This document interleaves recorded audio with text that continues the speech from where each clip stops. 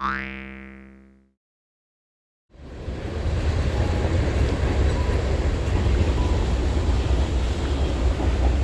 I am at a lock on the Lehigh in Delaware at the National Canal Museum. Still got the gates. They've got a working lock a couple miles that way that you can, oh wow, here's the mechanism of some sort. It would have been a crank right there. Now of course this is not a period canal boat in here, but this is pretty nifty. This appears to be a, I don't know, with the wood along there, whether this needed wood lining. It doesn't look like it, I guess. What a, looks like I can actually walk up here. Wait, though, hill assist.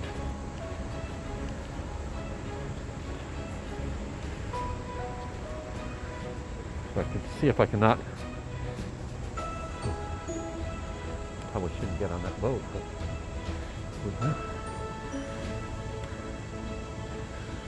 There's the miter gates. Now obviously you can't go any further anymore. That's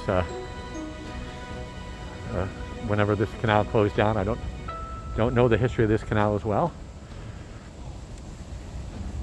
In fact, it's interesting. This looks like this is a guard lock, and that this is actually where they, in the period, this particular canal used the river itself as well. Because of the high walls here, I have a feeling that this is a guard lock.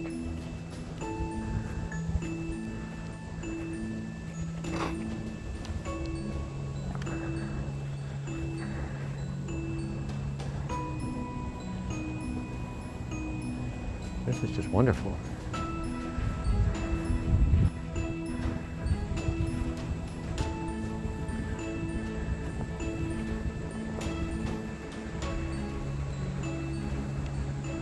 There is the Josiah White II. That's a working canal boat pulled by mules. That's why I'm here today, shooting video for the D&H Canal Museum. But this is a real treat for the likes of me.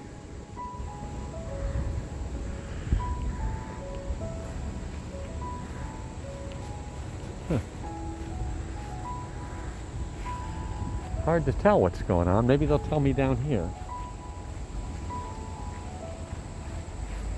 This must be a feeder.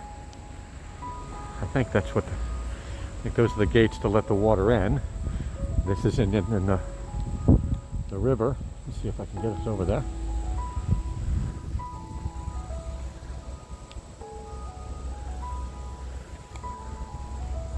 This is, I have to check my map. Is this the Lehigh or the Delaware? I believe this is the Lehigh here.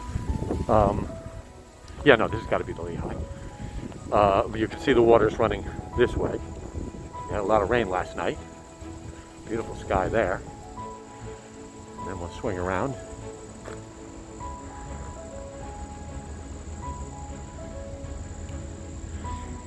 Yeah, I think this must have been a guard gate, because apparently, oh, then this would have been the entrance, because I think, well, it would be going both ways. I don't know how you go upriver. I know that this particular canal used the river some in these things called bear trap dams that were gates that filled up, and then when you got enough water, boats would connect, and they'd open it and you'd run down to the next spot. Josiah White invented that for use on this, the Lehigh in Delaware.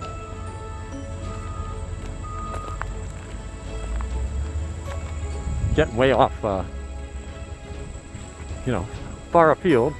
This is another anthracite tidewater canal. This is I only recently learned that northeastern Pennsylvania has 3/4 of all the world's anthracite.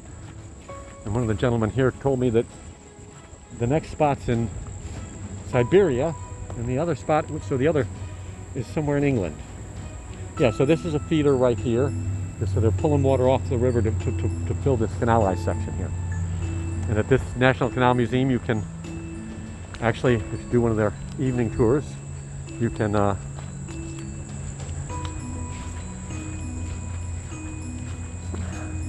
ride on the boat and go up and down a lock. You can't go any further than the lock, but you can go up and down it apparently. I've yet to do that, but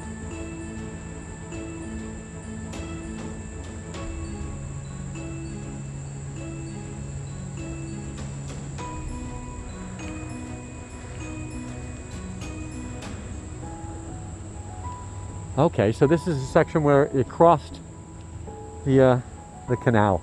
So it's on that side after this. So much for me to try and figure out here.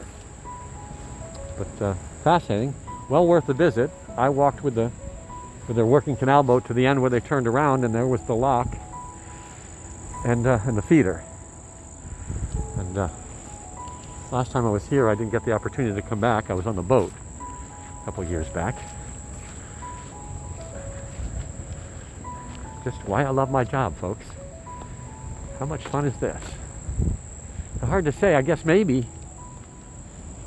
Let's see if I can get you over that. Oh, beautiful. Oh, what a sky, huh? But if you went out into the river here, you probably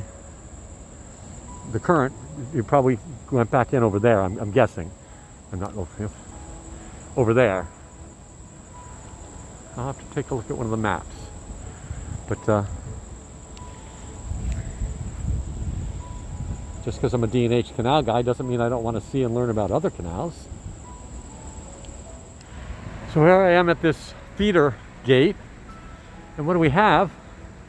Very interesting. A series of 4 wheels and wire rope,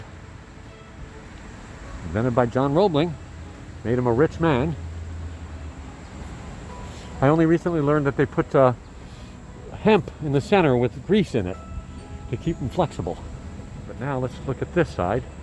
And instead we've got these much more modern, a pair. So it looks like they're just using 2 of the gates now. And they're now operated by hydraulics of some sort.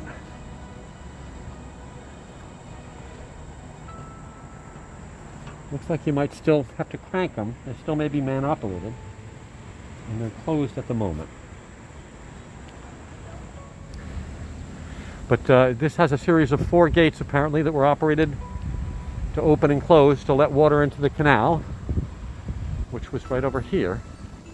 And in fact is still a watered and functioning section of the canal here at the National Canal Museum in Easton, Pennsylvania.